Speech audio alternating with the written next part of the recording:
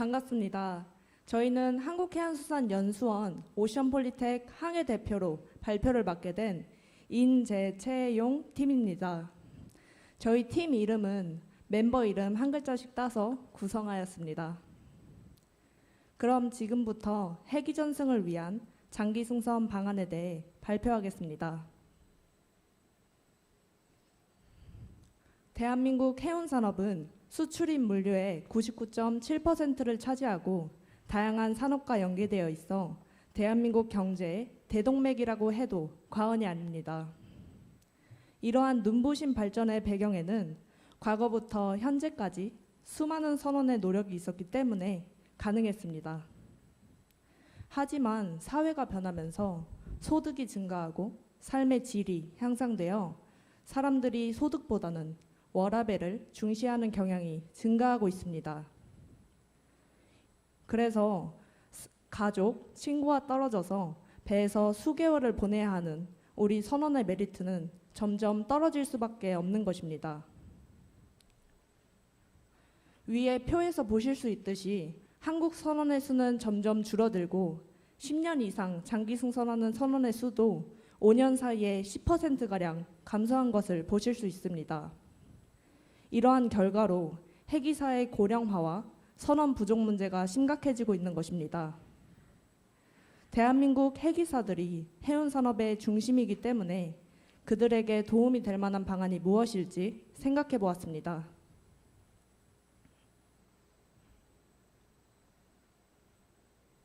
선원에게 가장 힘든 점이라면 아무래도 선박이라는 공간이 주는 제약과 고립감일 것입니다.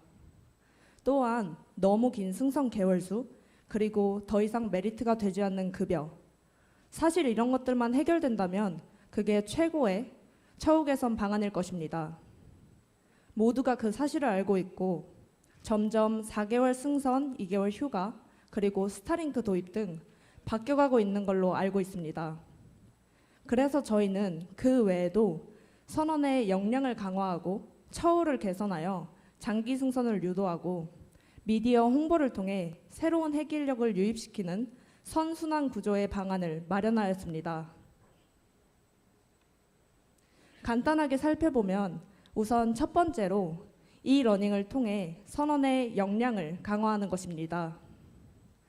다음으로는 수기문서의 전자화와 취미활동을 지원함으로써 선내 근무 환경을 개선시키고 선원 채용 공제와 비정규직 대출 확대를 통해 선원의 복지를 개선하는 방안입니다.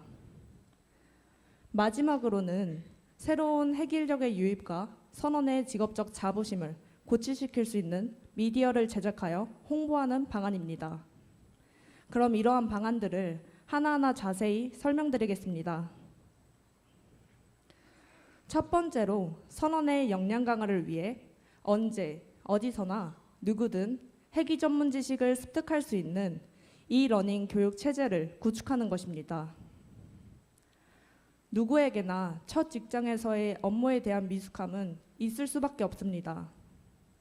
특히 우리 선원들에게 그러한 공간은 선박이기 때문에 어려움은 더욱 크게 다가올 것입니다.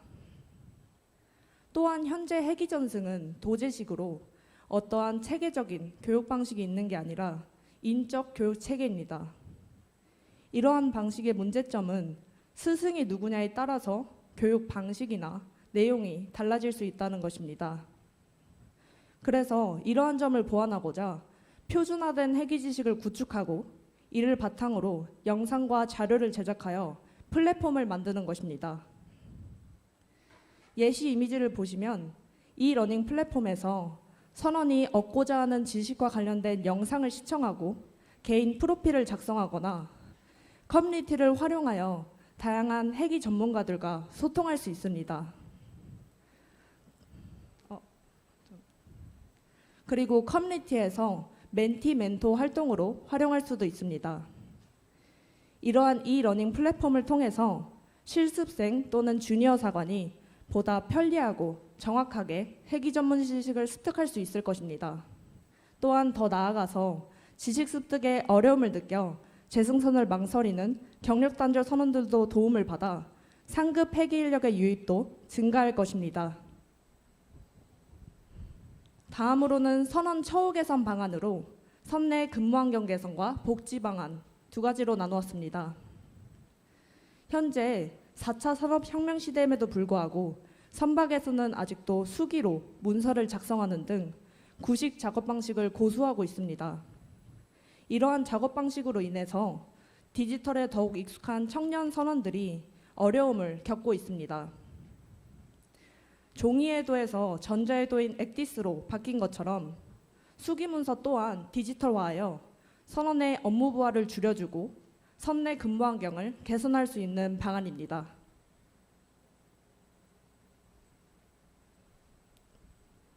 네, 다음으로는 선원의 취미활동 지원입니다. 선박의 또 다른 힘든 점이라면 아무래도 스트레스 해소에 제약이 있다는 것입니다.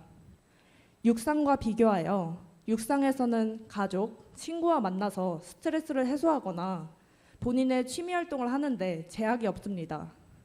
하지만 선박은 얘기가 다르죠. 그래서 앞서 말씀드린 이 러닝 플랫폼에 취미활동 카테고리를 추가하여 선원들이 보다 쉽게 취미활동을 배울 수 있도록 지원하는 것입니다. 예시 이미지를 보시면 취미활동 카테고리에서 선원이 배우고자 하는 취미활동과 관련된 영상을 시청할 수 있고 그들에게 미션을 제공하여 재미를 더할 수도 있습니다. 이러한 이 러닝 플랫폼을 통해서 선원들은 보다 적극적으로 취미활동을 할 수 있고 그들의 스트레스 해소에 도움을 줄 것입니다. 다음으로는 복지 방안입니다. 우선 선원 채용 공제란 선원이 연간 일정 금액을 장기간 적립 시 국가, 협회, 선사에서 선원에게 성과 보상금을 지원해주는 제도입니다. 이러한 제도를 통해서 청년 선원은 그들의 목돈을 마련할 수 있고 그들을 자연스럽게 장기 승선으로 유도할 수 있을 것입니다. 현재 올해부터 내항선원 100명을 한정으로 시행되는 이 제도를 외항선원까지 추가 확대하여 지원하자는 취지의 방안입니다. 다음으로는 비정규직 선원의 주택대출 확대 방안입니다. 선원의 계약 방식은 비정규직이 많은 비중을 차지하고 있습니다. 아시다시피 비정규직은 주택대출을 받을 때 많은 제약이 따르고 있습니다. 그래서 비정규직 선원의 복지를 개선하기 위해 정규직과 동등한 조건으로 주택대출이 가능한 제도를 마련하여 그들의 경제적 부담을 줄여줄 수 있는 방안입니다. 네, 마지막으로는 새로운 핵인력의 유입과 선원의 직업적 자부심을 고취시킬 수 있는 미디어를 제작하여 홍보하는 것입니다. 해기사들은 물류의 최전선에서 화물을 안전하게 운반하고 관리하는 정말 멋진 직업입니다. 이러한 생각을 선원들은 항상 생각하고 있고 직업적 자부심을 느껴야 합니다. 그들 스스로 자부심을 느끼면 책임감이 생기고 행동이 바뀌고 전반적으로 해운 산업이 발전할 거라고 생각합니다. 그럼으로써 자연스럽게 대중들 또한 관심을 가질 것입니다. 그래서 이러한 선원의 특징을 부각시켜 드라마나 예능을 제작하는 것입니다. 사실 이미 선원과 관련된 다큐멘터리는 많습니다. 하지만 대중들이 크게 관심을 느낄 만한 컨텐츠는 아니죠. 예를 들어 혹시 슬기로운 의사생활 보셨나요? 네, 이 드라마는 병원에서 볼 수 있는 흔한 장면들을 극적으로 연출함으로써 대중들로부터 많은 흥미를 끌어들이고 현직 의사들로부터 많은 공감을 받았다고 합니다. 또한 올해 초에 방영되었던 유퀴즈 김승주 1등항에서 편을 통해서 해기사라는 직업이 생소했던 대중들에게 알려지는 계기가 되었습니다. 저 또한 이 회차를 보고 이 직업의 매력을 또 한 번 느끼고 저렇게 멋진 해기사가 되고 싶다는 생각을 하였습니다. 이처럼 선원의 직업적 자부심을 고취시키고 많은 사람들에게 해기사라는 직업을 알릴 수 있을 것입니다. 그리고 이 직업의 매력을 느낀 청년들이 바닷길의 문을 두드릴 수 있는 다리 역할을 할 것이라 생각합니다. 앞선 이러한 방안들이 한 번에 실현되기란 사실 쉽지 않을 것입니다. 하지만 모두가 하나 되어 노력한다면 현재의 이 위기를 기회로 바꿀 수 있고 대한민국이 세계 최고의 해운 강국이 될 수 있을 거라 믿습니다. 이상으로 발표를 마치겠습니다. 경청해 주셔서 감사합니다. 네, 질문 받겠습니다. 이쪽에 앞에 있는 테이블. 먼저 예. 네, 마린 스피릿 쪽 질문 드리겠습니다. 우선 발표 잘 들었습니다. 제가 이제 궁금한 점은 수기 문서의 전자화 부분인데요. 이게 데크로그북 같은 경우 연구 보관을 해야 하는 문서를 전자화하는 경우 선내 컴퓨터 바이러스 등으로 유실할 가능성이 있는데 이러한 사이버 보안 관련 문제가 발생할 경우 대처법이 있는지 궁금합니다. 네, 인재채용팀 팀장 김인차입니다. 질문에 대한 답변은 제가 하겠습니다. 말씀하신 대로 전자 문서의 특성상 그 보관에 있어서 뭐 누수라든가 그런 부분이 취약한 점이 분명히 있습니다. 하지만 저는 여기 연수원에 양성과정 입교하기 전에 은행원으로 근무를 했었는데요. 은행의 모든 문서들은 점차 수기 문서에서 완전한 전자 문서화로 바뀌었습니다. 그리고 저장 문제 큰 문제가 없는 게 각 지점에서 이제 작성된 전자 문서들이 중앙 서버로 업데이트되는 식으로 바로 실시간으로 전송되기 때문에 그 저장 매체가 훼손될 가능성은 적기 때문에 그 걱정은 기우라고 생각합니다. 네, 감사합니다. 예, 또 질문. 네, 여기. 예. 네, 안녕하십니까. 저는 FWG 조회에서 질문 드리겠습니다. 저는 아까 선내 침해 활동을 위한 이러닝 시스템을 소개해 주셨는데요. 선내 침해 활동은 말씀해 주신 그대로 선내에서 하는 것인데 만약에 선내에서 할 수 있는 요건이 갖춰지지 않으면 결국엔 침해 활동을 할 수 없는 게 선박의 특성이라고 생각합니다.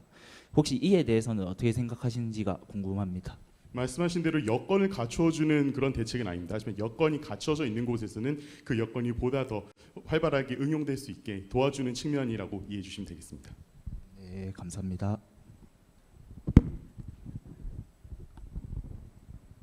네, 더 질문이 없나요? 우리 심사위원님들 혹시 질문 있으신지? 네, 신사위원 김은준입니다. 참신한 아이디어들이 많이 도출이 된 것 같은데요. 일단 로그북 등 이제 전자화 부분들을 많이 언급하셨는데 실질적으로 이렇게 적용하고 있는 사례가 있는지, 그리고 국제 협약이라든가 아니면 국가 간에 이거를 문서화시켰을 때 문제점이 없는지 그게 좀 질문을 드리고 싶습니다. 법적 기준에 대해서 먼저 설명드리겠습니다. 솔라스 협약에 의하면은 그 형태가 뭐 전자의 형태든지 어떤 기계적인 형태로든지 그 형태에 대한 그 제약은 두고 있지 않습니다. 그것이 그 로그로서의 기록으로서의 올바른 기능을 수행한다는 말입니다. 그래서 법적인 부분에는 지장이 없겠고 저희가 조사한 뭐 아주 모든 것들을 조사한 건 아닙니다만 그 머스크 선주사에 근무하는 항해사분의 말씀을 들었을 때는 이렇게 수기 문서와 함께 병행을 하다 보면은 결국에는 이제 치명적인 단점이 생기는 게 완전한 전자화가 아니기 때문에 좀 사고가 났을 때 로그북을 사진으로 찍어서 육상에 전송을 하는 그런 경우도 있다고 합니다.